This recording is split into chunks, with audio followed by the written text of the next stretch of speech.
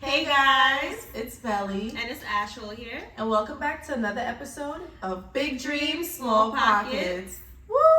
Yay, another episode. Thank you guys for tuning in. Today we have a guest for financial, what was it?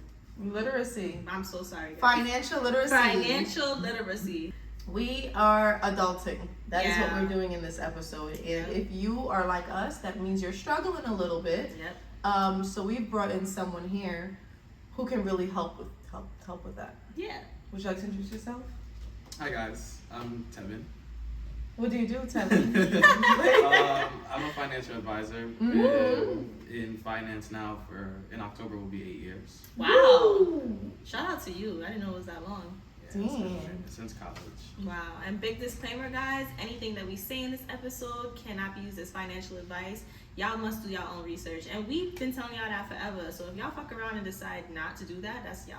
Right. Don't come back here talking about, I did this because, no. Thank you. Exactly. So let's just jump straight into it. Let's just talk about financial literacy in our community, people of color. What has that been like for you with your clientele? Do you feel like you see a lot of people of color? Or is it not so much? I try to target and reach out to people in our community, people of color.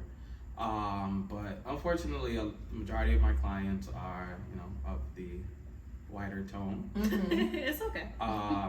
But I have more recently gotten into African American community.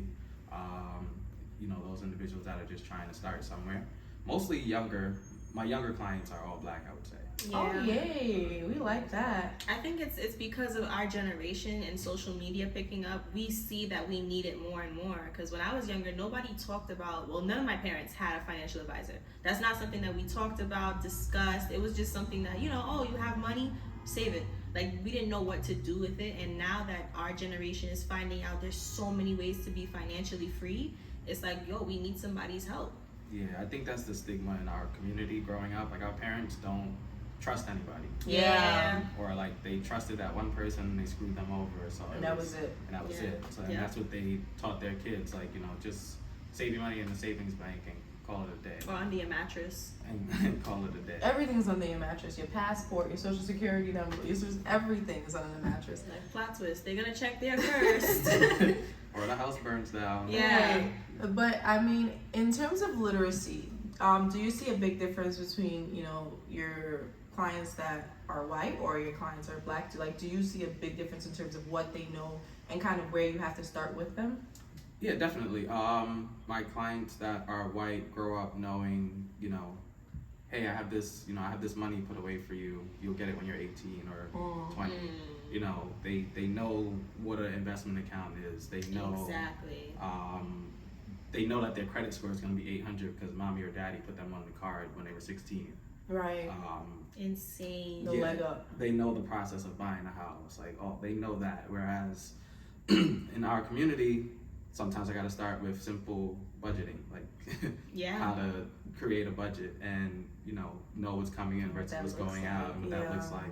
I got to sit down and break down what an investment account is. That's the difference, I would say. That's crazy, man.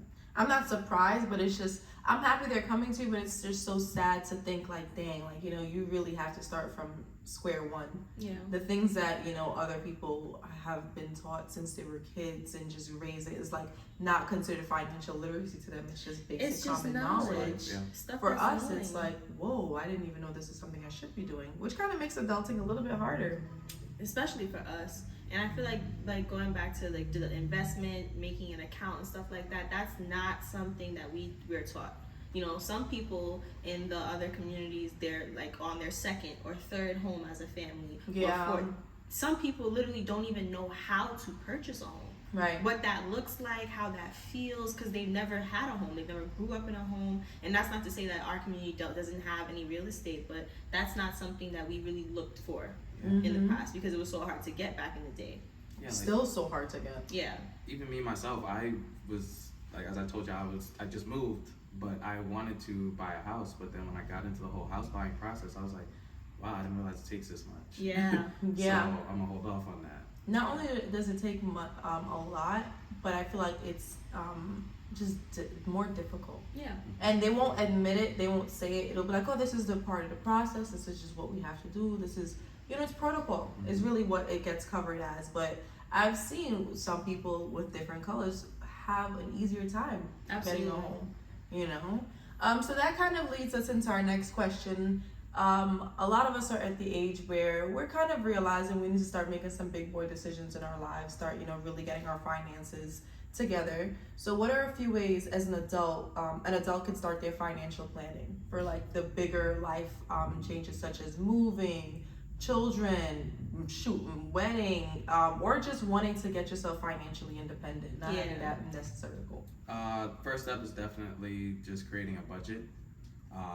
Like I said, knowing what's coming in versus what's going out on a monthly basis. Income over expenses. Yeah. And then whatever's left is your discretionary money. Okay. That's where, you split that discretionary money up into investments, things saving for a particular purpose, wedding, car, house, whatever it may be. And then just going from there with whatever's left. It's using your discretionary money to make you more money, basically. Okay, so first step is budget. Alrighty. So after you got a decent budget, after you're kind of in a good space of knowing where your money comes in, where it's going, and they've, let's say, mastered that step, what would be the next step that you would recommend? Next step, depending upon where you are in life, is protection planning. Okay. So that's disability with work. Making sure that if you got injured on the job, that you have enough money coming in to support your lifestyle. A lot of people don't think, they skip protection planning and go straight to investing. Yeah, I didn't even realize that's something I should be looking into. Yeah, I've heard that too. Like a lot of people. I was talking to a Prime America person. I don't know if those are technically financial advisors, but she was talking about the air quotes. She was talking about like emergency fund and stuff like that. Like while you're building your savings, that has to be a huge portion of it because that's a real thing. Like anything can happen tomorrow. You can get into an accident. You need the emergency fund to make sure that you're Gucci. Yeah, like I used to tell my clients 6 months was comfortable, and then COVID happened, so now I say a year. Yeah. Right, and there's a perfect example. Like, see, remember COVID? This is something that you can just prepare yourself. Okay, you had touched on planning to buy a car. So someone, we can use me for example. I need to buy a new car, but my pockets are a little small. So how can you, guide me along that path of being able to afford something nice, decent? Let's not get into the big baller range just yet, but something that's good with small pockets. So again, it goes back to the discretionary fund. Know what you have discretionary, and don't use all of it on a car. Don't buy a Benz is what he's saying, guys. Right, if you can't afford it, can't afford a big body, don't do it. And then look out for your APRs. Look out for all these things. But man, so there's this commercial. Me and my friends just had this conversation. There's this commercial that goes across the radio where they're like, good credit, bad credit, doesn't matter, we'll approve you. Oh shoot. You got a 430, they always say we'll that. take you. Yeah. You going with a 430, you get a nice little Benz, you're paying $900 a month with a 30% APR. Right. Right. They approved you. Oh my god. As they said they would. But by the time you're done paying that car off, you paid 3 times the value. Yeah. Exactly. Like it makes no sense. But if you have tight pockets, I would say definitely stay within your budget. Like there's nothing wrong with a Toyota. There's nothing wrong Get with a hoopty.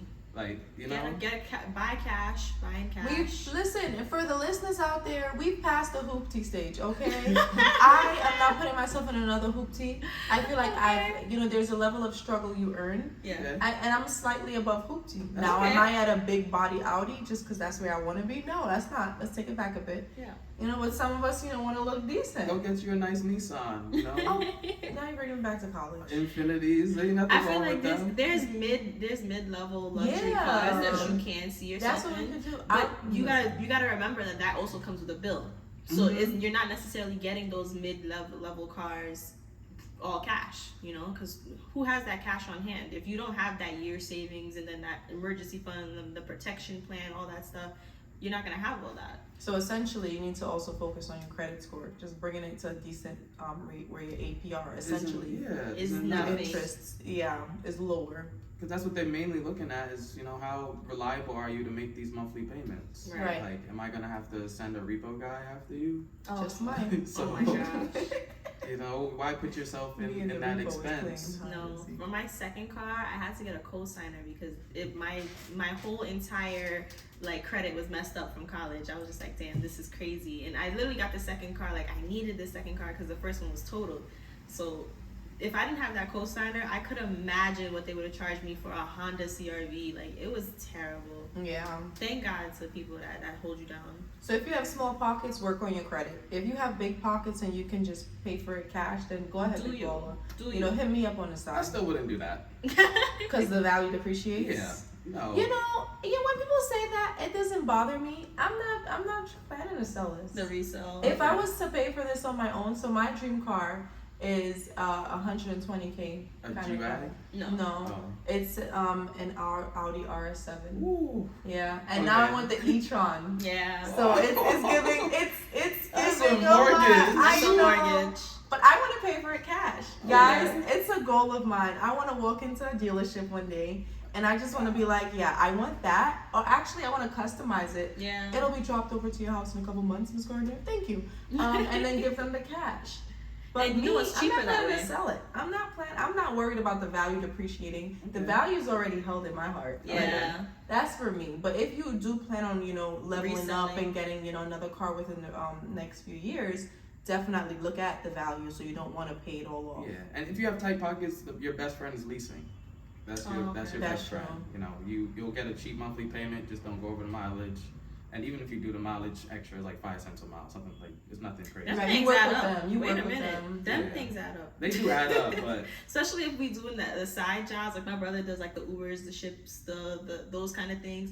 Them things really do. Or if add you up. work out, if you live out in Long Island, so Your don't get a miles. low mileage knowing damn well going to the corner stores are like 12 12 miles. miles. Yeah. Because it really is 12 miles. So that's another thing. Okay, so let's move on to the next question. Planning to move out? What to expect expense wise? So what does moving out look like? A lot of us, who are home, we get frustrated. We just want to move into our own space. We want to control what that looks like. Absolutely. But there's not a lot of knowledge and education on the full moving out. It's just kind of like, oh, well, can you afford an apartment? But just as a lot of things, it's not just getting into it, it's maintaining your stay there. So Yeah. in terms of expenses, what would you recommend to a client who is planning to move out? So I moved out. My first time leaving home was 5 years ago. And my best friend forced me into it, kind of like ripped the Band-Aid off, kind of Oh thing. man. Like literally, she put in the application, all my information, and I like it. Yeah. I like it. She knew it for you. Yeah. She knew it was time.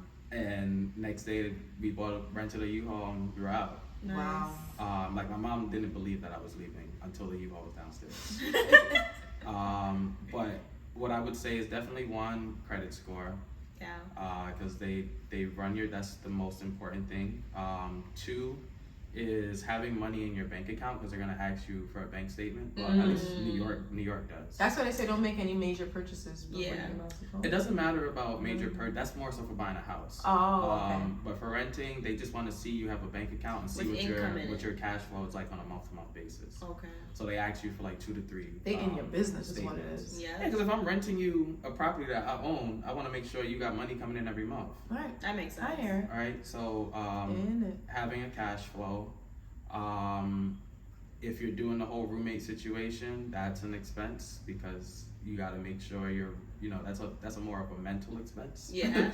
I Okay. would say. But in New York, it's first, last, and typically security.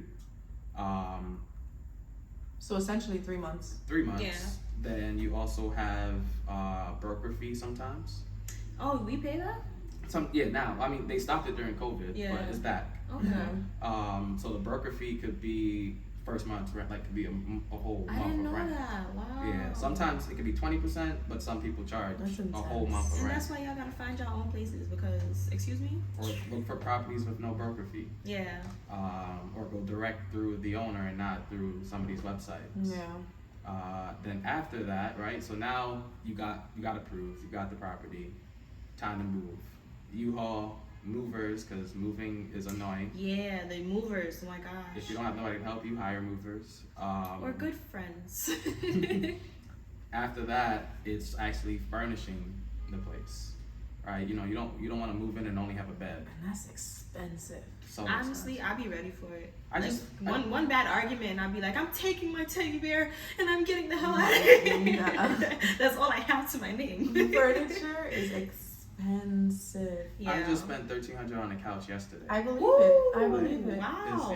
Because if you be looking for a living room rug, that's running you the minimum of $100, and that's a small rug. That's for you to just wipe your feet on. Yeah. What's crazy is that these shows, these house building shows, they make it sound like you have 20K, boom, that's it. That's all you need for furniture. Then after you got your couch, you gotta get TVs. Oof. You gotta get utensils for the kitchen. Oof. All right. I didn't realize how much stuff I didn't have Yeah. until I started cooking yesterday, and I was like, Wow. I don't even have a spatula. It's a lot. It adds up quick. It man. does. It adds up very quick. You can go from paying first, last, and security to spending another first, last, and security just furnishing the place. Right. Yeah. And then if you bougie or if you want a certain aesthetic, Custom. you gotta pay for your aesthetic, honey. Some people prefer to hire somebody to create the decor, the look that they want. So you gotta factor that in. Yeah, and that's like $2K a room, guys. Like that's not cheap. And beds aren't cheap unless you're buying a cheap bed. Yeah. You will feel it. My bed was about $2,000 when I moved out. And that's standard for a good bed. That No, will. but I feel like the good thing about that is that's an investment because most mattresses come with like warranty, lifetime stuff. Like you holding it Oh, down. I'm just talking about the frame, not even mattress. Oh, excuse me. My Yeah. frame The was fuck out of me. Wow. My And then frame you know was what I like recently found $2,000. out? I don't know if it was I'm delusional, but when I feel like I didn't have to do this when I bought my bed. You gotta buy your bed and your box spring separately, and the box spring is a couple $100, like $300 to $400, depending on what kind of box spring you want. You can go on large companies and get it for cheaper, but you sometimes want to get the box spring that goes with the bed, and so now the box spring is costing you now $300. It is crazy. Everything is separate. Yeah. Jeez. That's why I spent the The 2,000 because I didn't like. So You my didn't bed need it. doesn't need a box. Mm. Yeah. There we go. It just. I mean, for $2,000, I would hope. Right? Right? I would hope. I feel like you should have no problem sleeping. Just None. I don't want to hear Mattress I have right on top, insomnia. yeah. Oh No. my god. No. That's but you know what? A life hack. If you do have friends, maybe you can set up a registry. Yeah. That's what my Yeah. sister did. Instead of buying birthday gifts, she just was just like, hey, But then here's what a do you, registry. What do Definitely you bought her a put- trash can. okay, but I understand those on the registry, but like what do you ask for that's like The little stuff. You yeah. You put whatever you want on that registry, and people can buy you what they want or See, don't buy you anything. I'm not gonna put a brand new whirlpool like fridge on there with the No, touch why screen. Why you Why renting you- an apartment right. with no fridge? Right, like that's the first thing. What? Second thing, That's true. what kind of friends you got that would look at that whirlpool and be like, let's go in on that? I give you $50 towards it. Yeah. Now you got half a tax. With the touch screen that tell you the weather. That's the thing I want. But a lot of registries, a lot of them, they never had this feature before, but a lot of them now let like you pool money for like one thing, Okay. right? So I don't have You're to still buy not you getting that. your whirlpool, but Right, Yeah, right. Like, but I can put towards your Yeah. fridge Okay. or towards your couch. Like, I'm not paying for the couch, Right. but you I'll could give just, you $50. Right. So for the registry, you can do things such as linen. You can do a lot. Kitchen appliances are a big Mhm. thing that people use for registries. Maybe like throw pillows, just Mm. all the things Decorative but those stuff. things add up so They do, much that they the do. registry helps cut down a lot of those expenses. That's very true. Okay, so for the people that are applying to buy a home, but kind of didn't really get started or are not too sure, what do they need? What do banks look for when you need a loan? We know that we can take an FHA loan. We know that aspect, but how do I prepare for getting that loan approved? And getting the lowest APR. Honestly, Right. before you even get there, it's really your job plays a heavy factor. Really? Yeah. I just kind of found this out. Banks they would much rather give a loan to somebody that makes 50, 60K a year versus an entrepreneur whose income is unsteady. Yeah. Yeah. Yeah, for a fact. I can see that. You I can saw a make, TikTok as an about it. entrepreneur, you can make 200K, but that bank is still gonna look at you funny, like, you know, how guaranteed is this income? Yeah, because a home is like a 10 to 20 year thing. 30 year. 30 A 30 year minimum. It's That's either how usually- 15 or 30. Yeah. 15 you're paying double, and 30 Typically is 30, stretched yeah, out. So it's your job. Figure out if you're 1099, find a way to, you got to get an LLC Yeah. and employ yourself as a W-2 Yeah. because they're looking for that W-2. After that, credit score, of course. They want to see your bank accounts, see that you have a steady influx of money, see that you have at least 2 to 3 times whatever the mortgage is Okay. in your bank account, right? So if your yearly mortgage adds up to, let's say, 30K? yeah, let's say 30K, right? They want to see that you have like 60 in your bank account, right? Just in case there's a year you don't work, they want to know that they're still getting their mortgage. 60K in my bank account? Yeah. You don't have to, but it's favorable, Right, right. right? You don't have to. So, Damn, guys, y'all hear that? and then after that, it's finding the right realtor, to be honest with you, because there's some realtors that will unfortunately still redline you and put you in a neighborhood where, you know, they know that you'll fit in versus a neighborhood that you like. Wow. Like, you know, because there's those neighborhoods where the people that come outside, they're like, they'll look at you funny and be like, why are you here? That's okay. You know, like, it's okay, I'm here because I can afford it. Yeah. Right, I'm here while you're here. Like, So you got to get the right realtor. That's not just gonna redline you and put you in these bad neighborhoods, and get in a neighborhood that's gonna be suitable for you right. and what you're looking for. See, I always thought that I was gonna find my own place and the realtor was just gonna like facilitate the deal. I didn't know that they actually find neighborhoods for That and some places won't open a contract with you If unless you have a realtor. it. Really? Yeah. Wow. Because a realtor essentially is like that middleman that they need to know that how this is a sealed, solid deal. Yeah. Okay. Because they coordinate everything between the two buyers and the attorneys, Okay. right? So when it comes to closing and all that stuff, they're setting all that stuff up. And then the realtor also helps with the appraisal, you know, having Yeah. people come do the inspections and all that. So a home buying process is a very long process. Before you even start looking at homes, before you even start getting to that point, it sounds like you need to be prepping for at least a year or, you know, 2 in advance. Minimum year. And I skipped the whole pre-approval process. Yeah. So you have to go find a lender and get a pre-approval before you even start shopping for homes. Yeah. If Right. you don't have a pre-approval, nobody's looking at you. Yep. You could have the cash, whatever, they don't care. I need you to have a pre-approval from a lender that says, we're ready to give this person a $500,000 loan if you're ready to sell. Because if you don't have that, they don't care. Yeah. They don't care. Remember, guys, we live in the country where credit talks. So all of this is like forms of credit. Like, you know, I can back this person. So you need that pre-approval to get the backing. Yep. So somebody else can be like, okay, we can take you seriously. We can start this conversation. Right. America is really a land of backing. If you can't afford it in full-blown cash, like if you don't have all of it, then you need somebody else to back you up and say, we vouch for this person. Yep. So it's a lot. So can you tell us what the benefits of having a financial advisor is? So it's like, who do I compare it to? Because some people would think, well, you know, I can manage my money on my own. Yeah. I'm good with budgeting. Yeah. I got this. I know how right. to invest. I have Right. apps on my phone.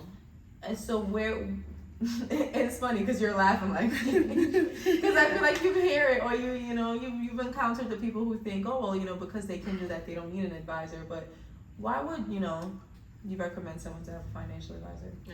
So I compare it to this. Would you go to the doctor and tell him how to fix your arm? Absolutely Nope. not. Okay. Nope. Right. So it's the same. I look at it the same way. It's like, I know what's good for me health-wise, but I still go to the doctor for a checkup. Yeah. All right. So same thing with your finance. You may know what's good for you. You may be doing everything right. Right. But you still should go to somebody for a checkup. Because this is their profession, what they know. And you really don't know what you don't know. This is what they do on a daily. Like, I used to, when I first started working, I used to cold call which is basically That's actually how I got into the idea of it. Like somebody cold called me. It was a financial advisor, and the stuff she was talking about, I was like, this is not where my pockets are. This is not where I am. And the biggest objection you get when you cold call is, I'm good, I'm all set. Yeah. Right? So what I learned to ask is, okay, great, tell me about how you're all set. Like now you got me stuttering. Yeah, right. All right. Well, damn. Like, well, I'm my doing. savings is okay. Like I'm doing, and I used to cold call lawyers, right? Oh, so good. when a lawyer would tell me like, oh, well, I'm contributing to a Roth IRA, blah blah blah, and I'm like, how if you make X, Y, and Z? You know, it's against the IRS rules when you make over a certain amount of income to contribute to a tax-free vehicle. So how? Damn.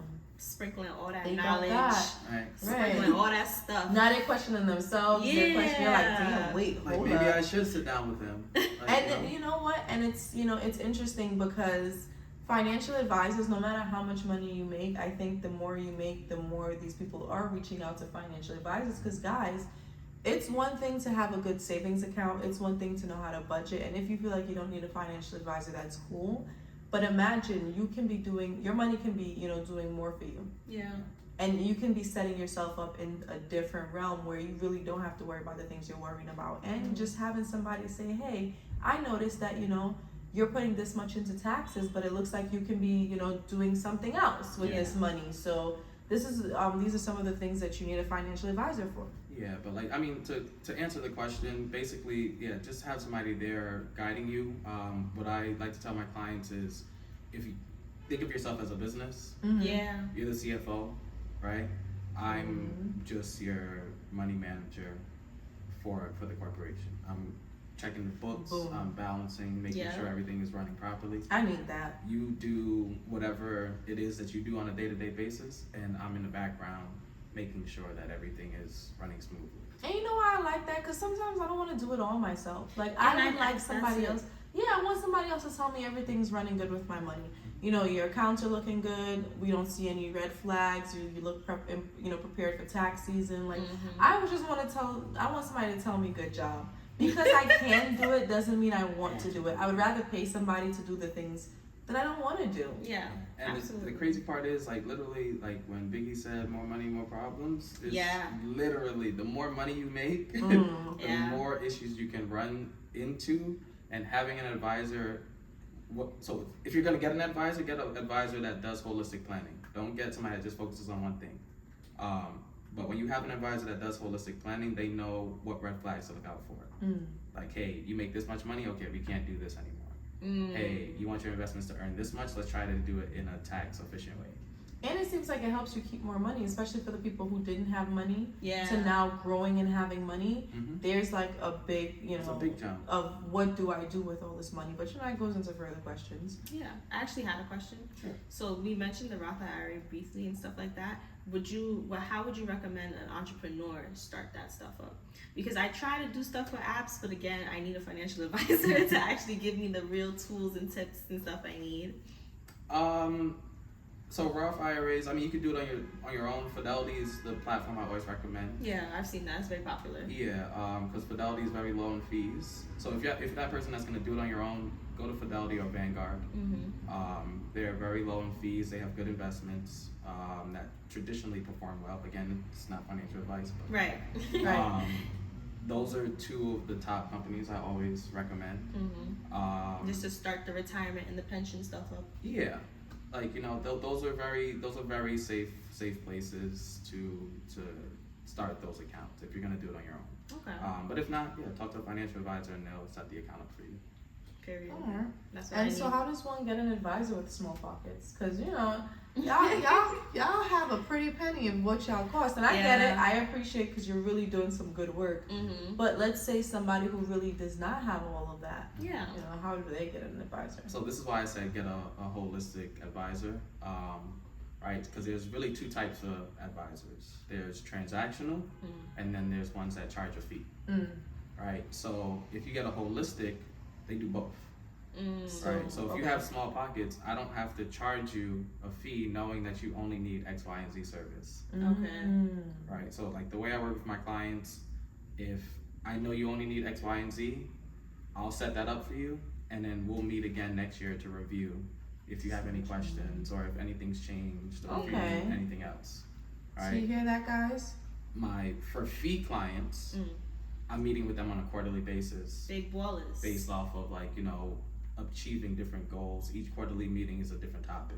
So it may be investments the first meeting, second meeting maybe taxes, third meeting maybe life insurance, disability, fourth meeting is just inspiring me. reviewing the whole plan. Yeah. I just want to have a meeting with my financial advisor. No, A literally. quarterly meeting. Yeah, no, don't forget we're meeting with a financial advisor in 2 weeks, remember? No, You know, that's how I want to be. I want a whole team. I want a whole set. I want the financial advisor and the accountant, and then like the Next to assistant. each other. I want them all. We all That's- talking together. That's for why I Right. said like get somebody that's holistic, because 9 times out of 10 if they're holistic, I don't do taxes. I have an accountant that I send everybody to. Yeah.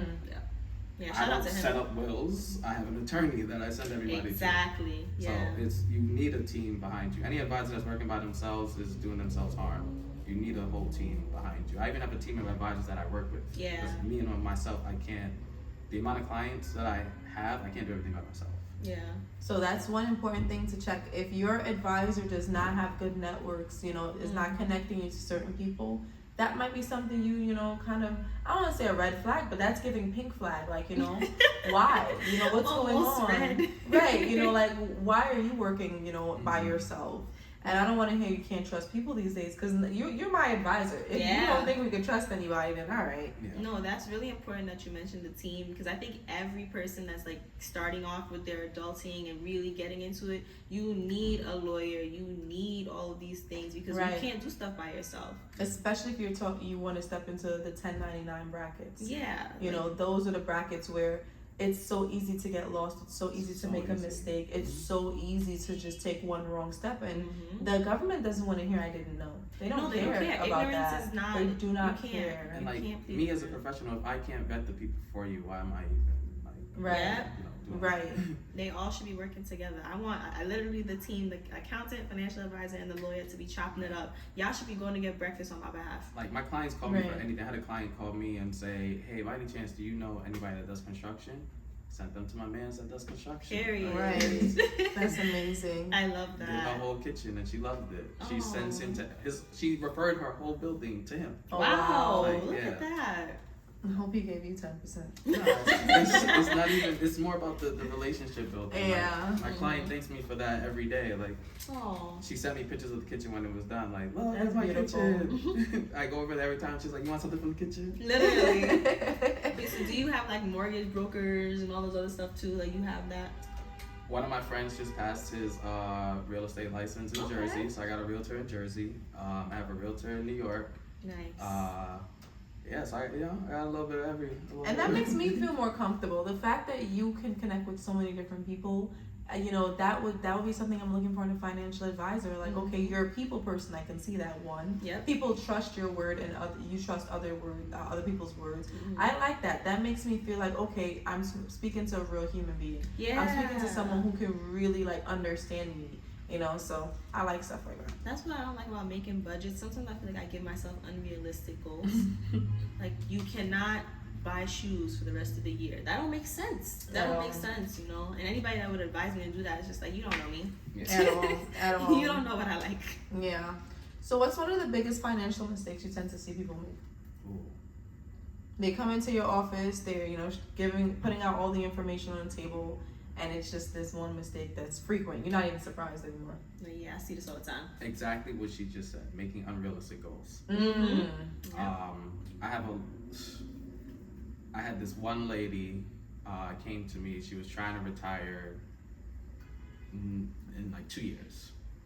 So we sat down. We went through the whole process, and I'm like, "So tell me, when you retire, where's your income coming from?" Right. Right? Because she was trying to retire early, and a lot of people depend on Social Security when they get to that age, right?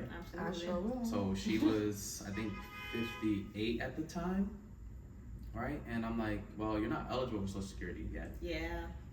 You gotta wait till 65? 62 62. Okay. is the earliest you can claim it. Yeah.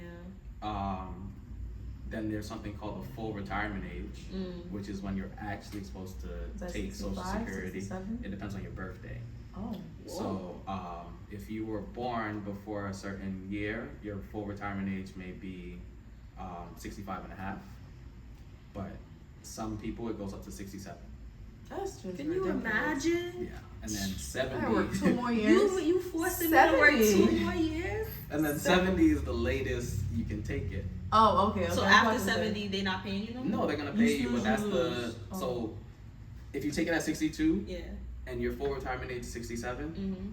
for every year you take it early, they reduce your social security Yeah, they give you less. by 8% 8%? every year. Yeah. Yeah, wow.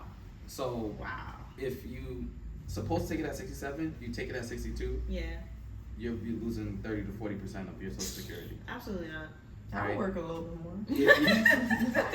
Let's say you're supposed to take it at This 67. is why they say you have to work till you die. What the hell? What is that? Let's say you take it at 67. Well, you're supposed to take it at 67, Yeah. but you take it at 70. Yeah. They actually give you a benefit for taking it later. Okay. Wow. Right. They prefer you work till you die. Okay. So you take it at 70, you're getting about 30 to 40% more More. than what you were supposed to get, No, Okay. I know. right? Yeah. I lost my train of thought. So people are usually unrealistic goals. Yes. So the lady, Okay, she so- wants to retire early. Yes. So we sat down, we went through all that. So I'm like, okay, where's your income coming from? And she's like, oh, Social Security. I was like, no, too young. Oh, right. Nope. Try again. Think again. She's like, oh, well, my pension can. Okay, well, you're under this age, so your pension's gonna be reduced by this much. Ooh. So You like, That's chilling. Like, I know what? she left your office a little sad. Like, damn. Like, yo. no way I gotta work 6 more years. No But- way. But she's retiring next year, and she thanked me. She's like, honestly, if it wasn't for you, I would have been in a, because COVID. Mhm. Yeah. COVID. Yeah. That's all I gotta So say. she held on a couple more years thanks to COVID. Yeah. She had to. Yeah. That's great. I'm happy So we she's had this doing meeting well. pre-COVID, Oh. right? So she would have been screwed. I was in my 3rd year probably when we had this meeting, Mm. and now 5 years. She wanted to retire when I was gonna be in my 5th year, Wow. right? So 2 years, and I told her no, you have to work at least another 5 to get to Social Security and The Increase proper your- pension. I know increase your she was pension. stressed. Oh my But god. But now you she's know what? retiring, looking at her pension, Right. like, thank you. Right Oh. now, Oh, exactly. And so that's something that you guys would have to understand that if you want a financial advisor, just know they're not here to tell you what you want to hear. Yeah. They're really here to advise you on the best choice for you. You know, and we can go on Google, we can go on YouTube and watch all these videos, but these people aren't looking at your specific numbers. Yeah. They're not looking at your specific goals. Mhm. So a financial advisor is literally helping you tailor your finances to you. Yeah. And your needs and your Exactly. So we always love, YouTube University, and I don't knock it, but just know when you're watching a video, they're giving general advice. life. Or Your advice about financial- them. Exactly. Your financial advisor is looking at you, seeing where you are, where you want to be, and what your finances, what that bridge looks like to get there. And let me correct what I said earlier. I said I messed it up, but I was like, I said CFO, but Mhm. you be the CEO and let me be your CFO. Okay. There we go. That's what I meant to say. Here we go. Okay. So in your experience, what is the difference in behavior in people who struggle to keep money and those, making the same income but still have to enjoy it? So, for example, a lot of our generation are first-time financial Leaders. financial leaders that are able to afford. I feel like for a lot of us, 90K and above. Yeah. That's something we didn't see when growing up with At our all. families. At all. So We're the first persons to do that in our families. Actually. exactly. And so, what is the difference you see between those people who are able to because some people they make a lot of money but you can't see it or they can't see it, Mhm. versus some people who they make a lot of money and they have something to show for it. What's the big difference you see? Their parents. Oh shit! Mm. Wow. You get your financial habits from your parents. Some people break out of it, but That makes sense. So when I first sit down with somebody and determine if I want them to be my client or not, I ask them, so tell me about your financial habits growing up. Like, what did you? Wow. So you be vetting them? Yeah. Wow. I don't take everybody on as a client. I don't. Wow. Oh wow. I would have fell off. Yeah, me too. Me too. You'd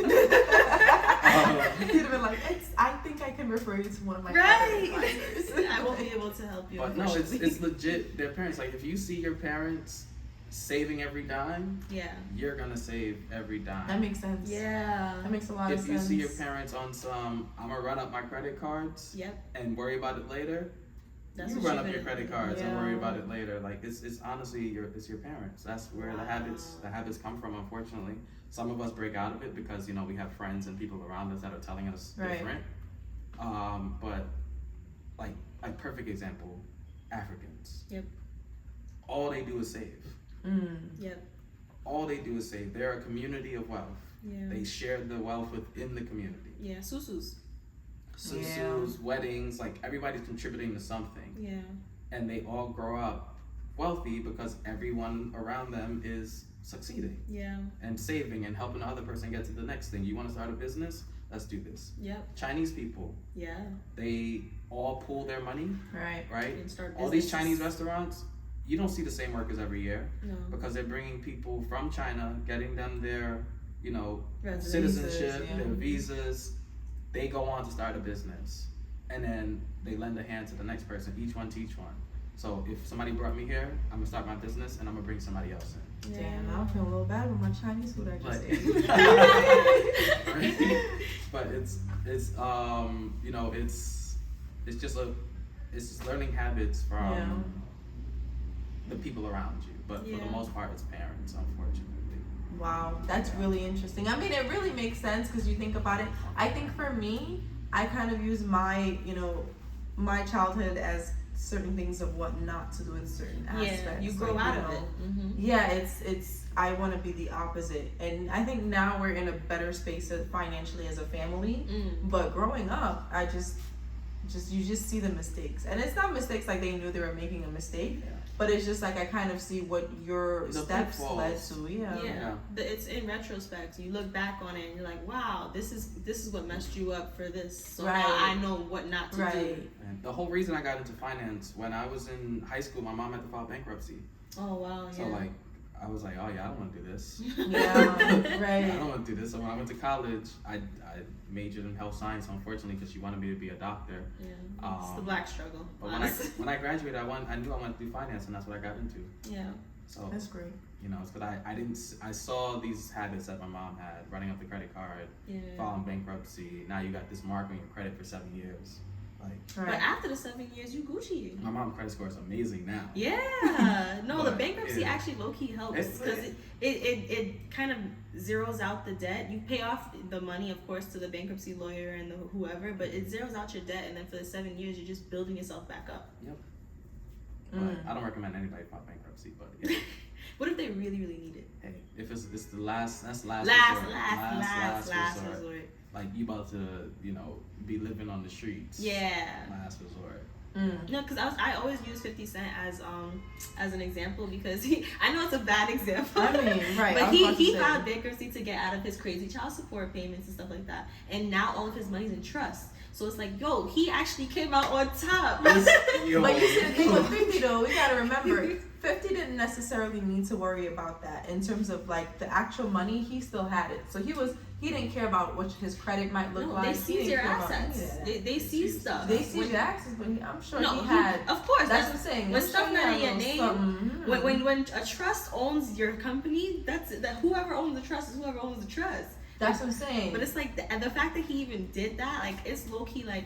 It should be a last resort for us regular people, but that was a loophole for him. Yeah, there's loopholes. That was a loophole for him. I'm gonna go back to that question of what's the biggest mistake for people that have money. The biggest mistake is not having a trust.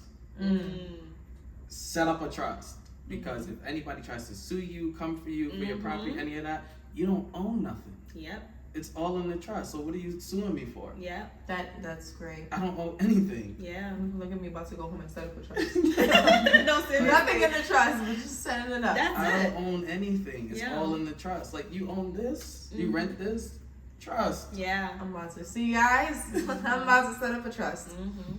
No, okay, that makes sense.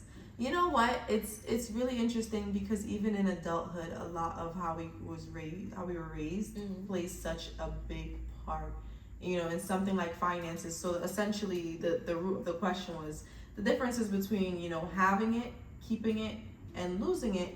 I thought you were gonna say spending habits. Yeah. but it goes back to parents. I honestly, I see that because our parents, they shape who we are. Yeah. Like everything we do, They're we telling you whether what to like do it. for 20 years of your Yeah, life. exactly. Like, what? No, everything you get is from them until you start to figure out, like, Who I you can do this are. by myself, actually.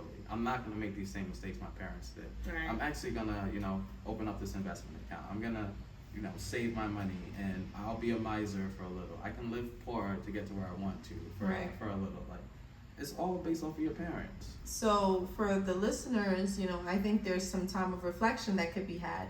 Look at, what your parents did. Mm-hmm. Is that something you want to keep? Do you like where they are now? Do you think certain actions they took, wasn't necessarily the best action? This is your time to reflect to see where you want to be, because essentially if you're making the same moves your parents made, you're going to end up in a similar area. Yeah. So that's all I have to say on that. Drops mic. So where can the people find you?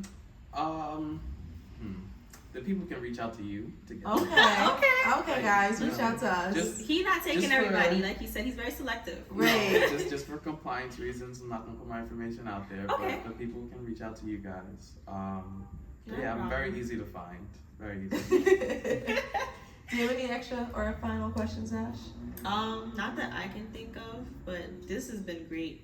I already have a bunch of different things I'm trying to start in my mind now, starting with the protection plan, and because I know I can't afford no financial advisor right now.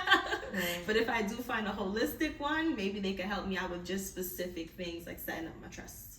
Yeah. I hope you guys definitely took notes, because he dropped gems this episode. And I just want to say thank you so much for coming on the show. Yeah, we really appreciate it. Yeah, of course. We needed it. We needed it. The listeners needed it. Yeah, I know this is something that everybody could fuck with, because we all have these questions about money, but we literally have nobody to ask. Right, and I'm not gonna lie to you, I'm sick of Google. I'm so sick of Google's Google. sick of us. Google's just like, us. so she don't got no parents. I'm sorry, Google. This poor little black girl. Yeah, I'm tired of them sending me the turbo taxes if that's the Yo, answer. how to buy a home. Please. That I was don't me need it. 2 months ago. Literally. I don't know everything. I know what I know. Yeah. Right. Again, it's like you go to a doctor, right? If you have a broken arm or your heart hurts, you go to a specialist. Exactly. I specialize in finance. The That's home buying amazing. process was completely new to me. That's Completely new amazing. to me. Well, you heard him. If you guys want to have any more questions or just want to get his information, reach out to us personally and we can help link you guys. Yeah, send us an email, write a review, comment. We'll look at it and then we'll get it back to him. Right, guys. As always, like, comment, subscribe, and we shall see you in the next episode. Bye. Bye.